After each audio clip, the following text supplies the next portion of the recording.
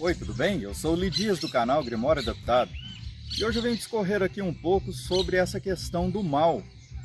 Eu já tive algumas conversas algumas vezes e eu vejo que muita gente nutre um sentimento assim de inconformismo e às vezes expressa assim uma certa raiva, né, por não compreender ou por trazer uma compreensão de que o mal que aflige o mundo, né, nem sempre está sujeito à justiça. Então muita gente tem aquela visão de que nem sempre o agressor ele colhe aquilo que ele planta, né? Então tem gente que entende nisso que essa lei do retorno é uma balela. Mas as correntes espirituais que tentam trazer esse tipo de explicação acerca de como que as coisas funcionam, né, de como esse grande algoritmo cósmico conduz a essa lei do retorno, elas fazem nada mais do que isso, tentar explicar, né, tentar dar um sentido para isso. E dentro desse conceito espiritual, nem sempre esse fruto, né, daquilo que se planta é colhido aqui nesse mundo, né? Nem sempre isso é colhido aqui nessa mesma vida, né? Pelo menos cabalisticamente falando, o princípio hermético, o axioma hermético, que diz que o que está aqui embaixo é como o que está acima, né? Não significa que é igual. É por isso que se usa esse comparativo através de como, né? É um comparativo. Então essa partícula de comparação, ela expressa claramente que não é igual. Aqui é um reflexo imperfeito daquilo que existe num plano superior, né? E esse reflexo imperfeito, né, tem nessa imperfeição um meio de que possa haver a liberdade de escolha. Essa liberdade de escolha que muitos chamam de livre-arbítrio, né? Mas nem sempre o livre-arbítrio é exercido de forma ética, né, e moral, porque muitas vezes ocorrem situações em que o mal acontece de uma forma que um suprime o livre-arbítrio do outro, invade a liberdade alheia, né? Ou a gente pode entender desta forma que esse reflexo daquilo que existe em perfeição no plano superior, ele está sujeito nessa imperfeição à existência de dois tipos de mal, né? Ou seja, é um mal que é inerente a essa realidade para que seja necessário essa liberdade de escolha. Ele é necessário para que exista a possibilidade de tomar decisões. Do contrário, seria tudo automatizado, né?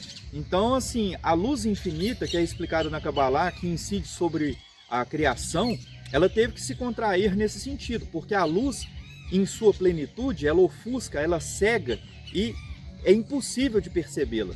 Então, quando ela se contrai, ela dá espaço para que algo possa existir, né? Do contrário, haveria apenas luz, não haveria sombra. Então, havendo a sombra ela tem esse papel de dar contorno à luz. Então, ela traz algo à existência, né? Isso é uma forma metafórica de explicar, então, qual que é o sentido de haver essa contração de luz. Ou seja, a ausência de luz implica em trevas, a existência de trevas, né? De sombras. E essas sombras que dão esse contorno, elas são uma forma de manifestação da luz, porque a luz incide parcialmente para que possa haver essa existência.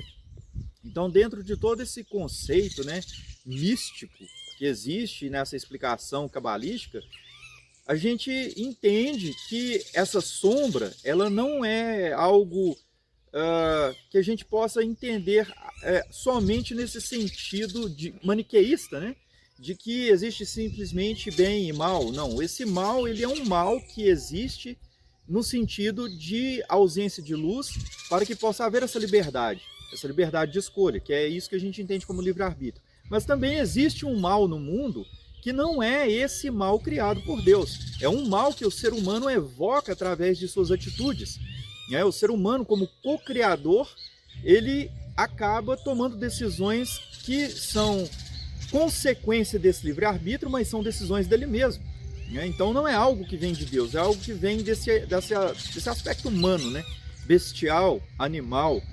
Então a ideia é que o ser humano, como co-criador, ele tenha o papel, né, tenha a responsabilidade de buscar entender através da sua racionalidade, entender qual que é a melhor decisão a ser tomada e com responsabilidade então agir no sentido de tornar esse mundo um lugar melhor, um lugar adequado, né, para se viver de uma forma harmônica, né? Então livrando esse caos, deixando esse caos para que ele seja direcionado no sentido de trabalhar em cooperação com a luz.